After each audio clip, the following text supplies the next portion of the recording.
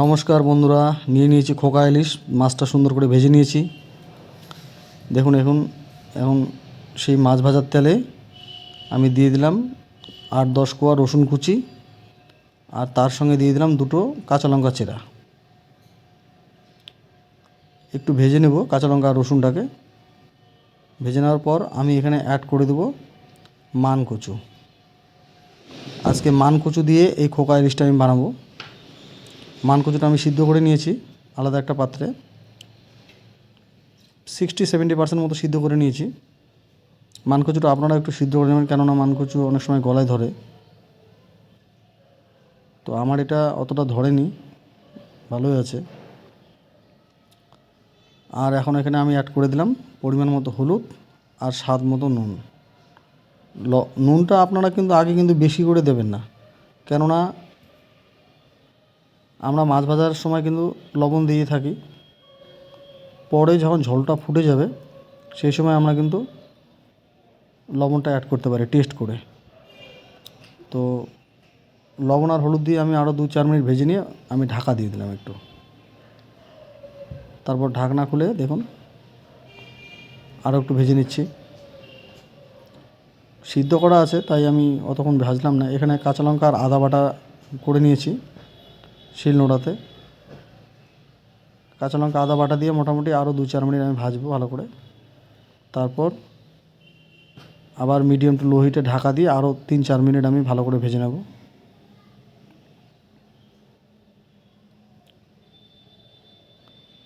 তিন চার মিনিট আমি ভালো করে ভেজে নেওয়ার জন্য এখন দিয়ে দিলাম চাপা। ঠিক আছে, ঢাকনাটা দিয়ে দিলাম। আবার দেখুন বন্ধুরা, ঢাকনা খুলে দেখুন একদম তেল ছেড়ে দিয়েছে। ঠিক আছে, এখন এখানে আমাকে অ্যাড করে দিতে হবে গরম জল। ঠান্ডা জল আপনারা দেবেন না, গরম জল দেবেন যেন ভালোভাবে ফোটে। একটা আমি পাত্রে গরম জল করে নিয়েছি ক্যাটালগুলোতে। দেখুন গরম জল দিয়ে আমাকে এখন হাই ফ্লেমে 5 মিনিট ফোটাতে হবে। পুরো পরিমাণে একদম ফোটাতে হবে যেন কচুটা ভালো করে সিদ্ধ হয়ে যায়। তারপর আমি এখানে অ্যাড করব মাছটা। দেখুন কী হারে ফুটতেছে। এখন আমি ভেজে রাখা মাছটা অ্যাড করে দিলাম। ঠিক আছে, এই মাছটা দিয়ে আরও আমাকে 4-5 মিনিট ভালো করে ফোটাতে হবে যেন মাছের ফ্লেভারটা কচুর মধ্যে আসে। আপনাদের কেমন লাগছে জানি না, কিন্তু আমার তো ভালো লাগে এভাবে খেতে। এখন আমি কি করব, আবার হাই ফ্লেমে সবজিটাকে ঢাকা দিয়ে দেবো। তারপর দেখুন বন্ধুরা, ঢাকনা খুলে নিয়েছি। দেখুন দিয়ে দিলাম একটু ভাজা ধনে জিরার গুঁড়ো। ঠিক আছে, ভাজা ধনে জিরের গুঁড়ো দিয়ে আরও মোটামুটি 2-3 মিনিট আমি ফুটিয়ে নেবো ভালো করে। আর কোনো মশলা এখানে যাবে না, ধনে পাতাও আমি দিব না, ধনে পাতা সিজন হলো, কেননা ইলিশের যে একটা ফ্লেভার সেটা কিন্তু পাওয়া যাবে না। কচুটা খুব সুন্দর সিদ্ধ হয়ে গেছে।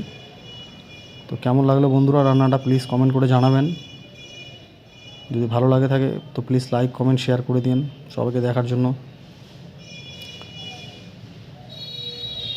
দেখুন আরও আমি 2 মিনিট ভালো করে ঢাকা দিয়ে নেব, দিয়ে তারপর আমি বন্ধ করে দেবো গ্যাসের ফ্লেমটা। তো আজকের মতো টাটা বাই বাই বাই বন্ধুরা, ভালো থাকবেন, সুস্থ থাকবেন। ওকে, বাই বাই।